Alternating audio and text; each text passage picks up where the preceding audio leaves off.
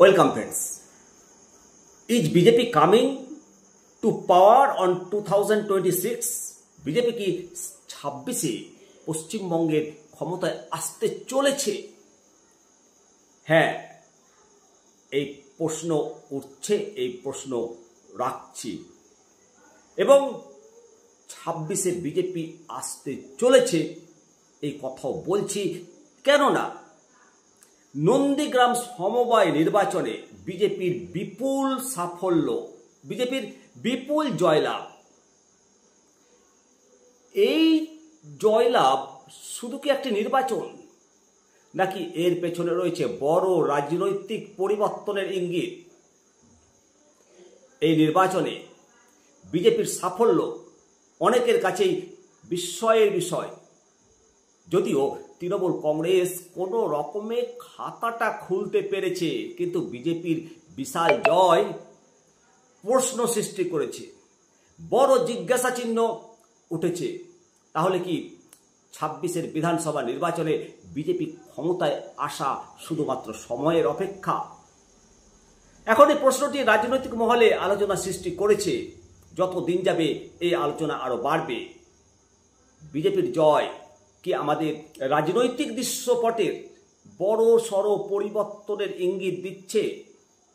বিজেপির এই সাফল্য কি পশ্চিমবঙ্গের রাজনীতির মানচিত্রকে পাল্টে দেবে?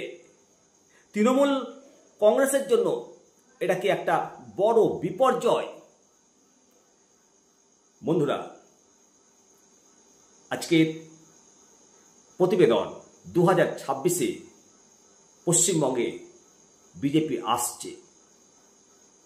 আজকের প্রতিবেদন আমি শিবরাম সরকার, আপনারা দেখছেন নেমতিতা দর্শন। যে খবর উঠে এসেছে সেটা আপনাদেরকে জানাবো। পুরো ভিডিওটা সঙ্গে থাকুন, তারপর অবশ্যই কমেন্ট সেকশনে মতামত দেবেন যে 26-এ বিজেপি কি পাল্টে দেবে পশ্চিমবঙ্গের রাজনীতির মানচিত্র। যে খবর উঠে এলো বন্ধু, আজকে শনিবার নন্দীগ্রাম সমবায় নির্বাচনে বিজেপির বিপুল জয় এবং কোনো রকমে খাতা খুলল তৃণমূল কংগ্রেস। শুভেন্দু অধিকারীর বিধানসভার এলাকা সমবায় নির্বাচনে তৃণমূল কংগ্রেস খালি হাতে ফেরেনি, কিছু আসন পেয়েছে। আজকে শনিবার এই জয়ের খবরে উল্লাসে মেতেছে গেরুয়া শিবিরের কর্মীরা। গেরুয়া শিবিরের কর্মীরা এই জয়কে বিশেষ গুরুত্ব দিচ্ছে। অপরদিকে তৃণমূল কংগ্রেস একে গুরুত্ব দিতে নারাজ। পূর্ব মেদিনীপুর নন্দীগ্রাম বিধানসভার আমরাতলা সমবায় কৃষি উন্নয়ন সমিতির পরিচালক মণ্ডলী নির্বাচন ছিল। সকাল থেকে কড়া পুলিশি পাহারায়, কড়া নিরাপত্তায় সমবায়ের ভোট হয়। মোট ভোটার কত ছিল? 1550। 60টি আসন। আর এই 60টি আসনের মধ্যে একেবারে 42টি আসন পেয়েছে বিজেপি, ভাবতে পারেন। আর মাত্র 18টি আসন পেয়েছে তৃণমূল কংগ্রেস।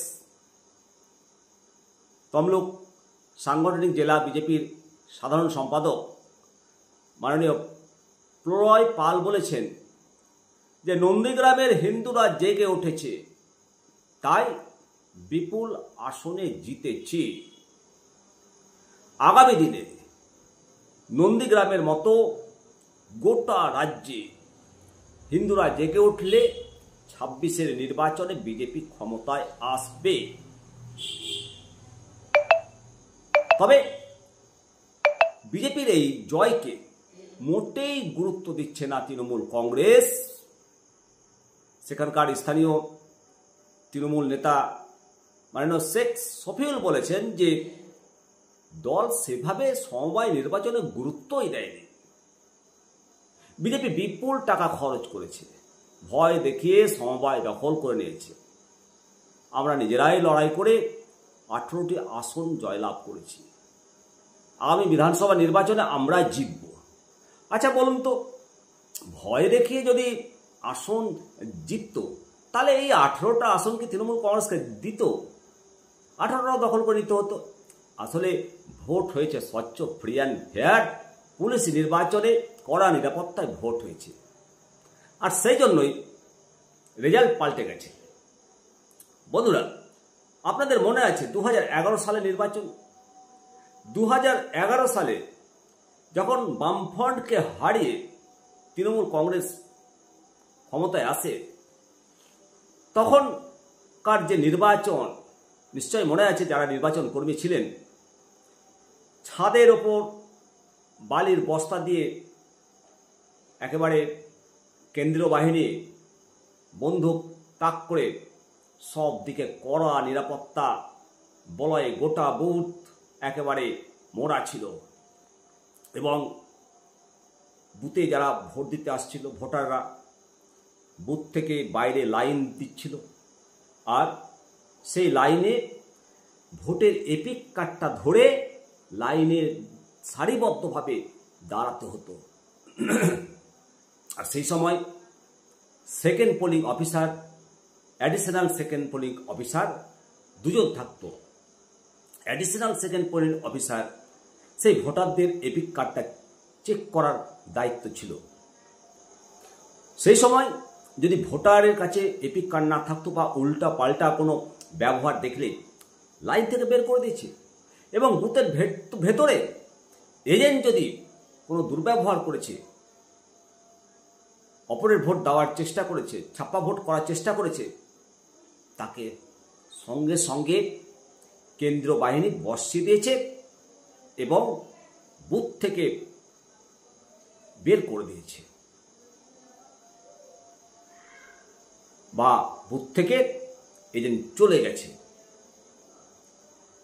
কারণ অপরের ভোট দিচ্ছে, তখন বকেছে, শাসন করেছে, তার পোষায়নি, বেরিয়ে চলে গেছে। এইভাবে হোক 26-এর ভোট, তাতে ভোটের ফলাফল যা হবে হোক, জনগণের ভোট, প্রত্যেকটা ভোট নিশ্চিদ্র নিরাপত্তায় নির্ভয়হীনভাবে ভোট দিতে যেন জনগণ পারে, এই আবেদন নির্বাচন কমিশনের কাছে প্রত্যেকটা বিরোধী দল, প্রত্যেকটা রাজনৈতিক দল